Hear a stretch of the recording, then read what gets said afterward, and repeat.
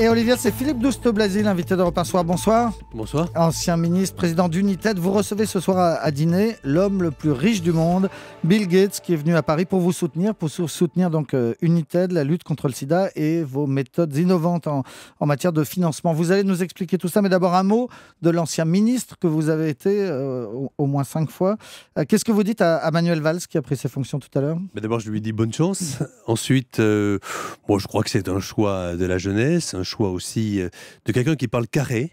Et donc voilà, bonne chance, et j'espère surtout bonne chance à la France. Ces moments qui durent toujours 24 ou 48 heures, là où on prépare le gouvernement, vous l'avez vécu à de nombreuses reprises. Oui. Ça se passe comment ? On fait campagne, on attend près de son téléphone Oui, on attend près de son téléphone, on rentre, on sort, on re-rentre, on ressort, et puis voilà, un jour, on est ou pas sur la liste et sur le perron de l'Élysée. Et généralement, vous y étiez sur la liste entre 93 et 2008, mais vous êtes passé à autre chose, donc maintenant secrétaire général adjoint de l'ONU, président d'United.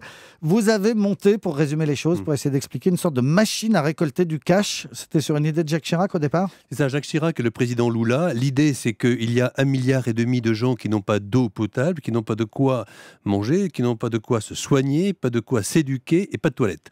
Et que ces gens-là, 1,5 milliard, c'est beaucoup, c'est la honte de l'humanité. Et nous, pendant ce temps, on se gave, on n'en parle pas. On ne parle pas d'eux. Et donc, l'aide publique est en train de diminuer parce que nous sommes en crise. Il est difficile de demander à un député français ou grec aujourd'hui d'aller donner un peu plus d'argent pour les pauvres dans le monde.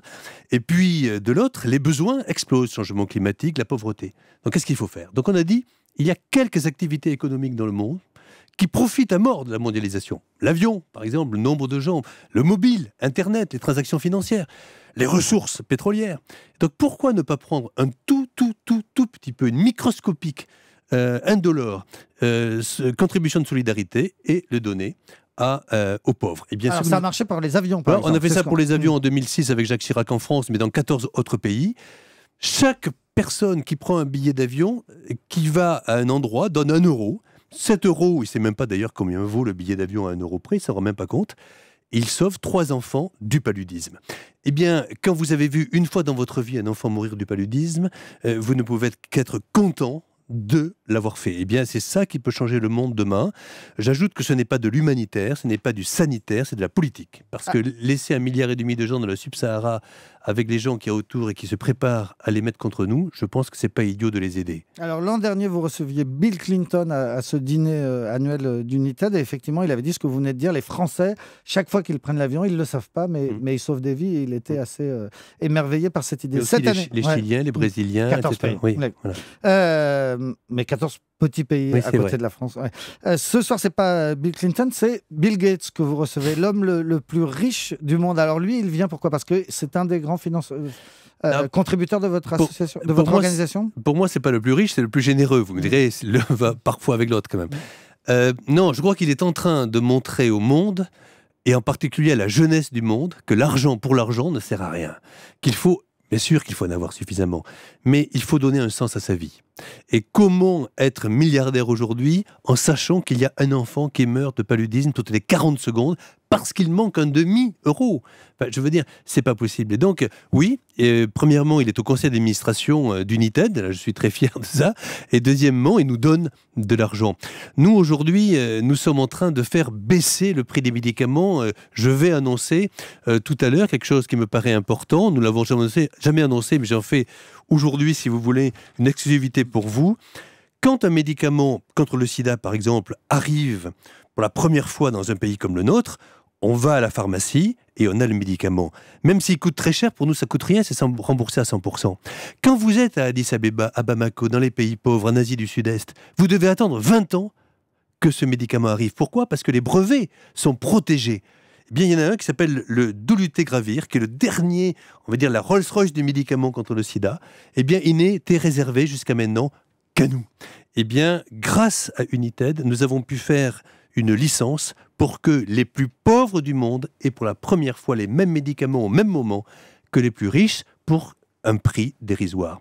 Ça, c'est, je crois, la nouvelle aventure de la lutte contre l'extrême pauvreté dans le monde. Et c'est ce que vous nous annoncez ce soir. Il s'appelle comment, ce médicament? Il s'appelle le Doluté Gravir. Et alors, comment vous faites pour le rendre quasi gratuit, ce médicament? Vous payez le laboratoire? Non, nous avons fait un accord avec le laboratoire pharmaceutique, le plus grand, les 2 laboratoires pharmaceutiques les plus grands du monde, Pfizer et Glaxo, les 2 plus grands, ceux qui sont en bourse, ceux qui gagnent le plus de milliards possible, et on leur a dit de côté.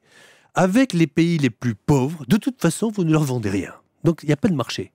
Acceptez que pour uniquement ces pays qui n'ont rien, avec des génériques, on fasse des licences, vous gardez votre brevet, pas de problème, continuez à le vendre très cher aux États-Unis, en Europe, etc. Mais pour cela, pour ceux qui n'ont rien, pour ceux qui crèvent, pour ceux qui sont orphelins parce qu'ils sont du sida, ils vont mourir, donnez-leur pour 98% moins cher.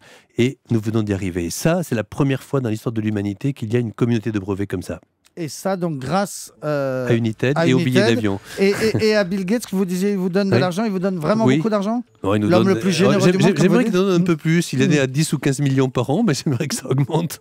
Parce qu'il lui dire. Il a décidé de toute façon de tout donner. Oui, il a décidé de tout donner, comme Warren Buffett, le 2e homme le plus riche du monde. L'autre jour, j'étais à un déjeuner avec eux. Ils étaient 15, c'était milliardaires. Ils ont tous dit à la fin du repas, écoutez, on garde 1 milliard, tout le reste, on le donne aux pauvres. Voilà, Philippe Douste-Blazy qui dîne avec 15 milliardaires, et notamment ce soir avec Bill Gates à Paris pour le dîner annuel. Moi, je suis toujours aussi pauvre. Merci beaucoup d'être venu nous voir sur Europe 1.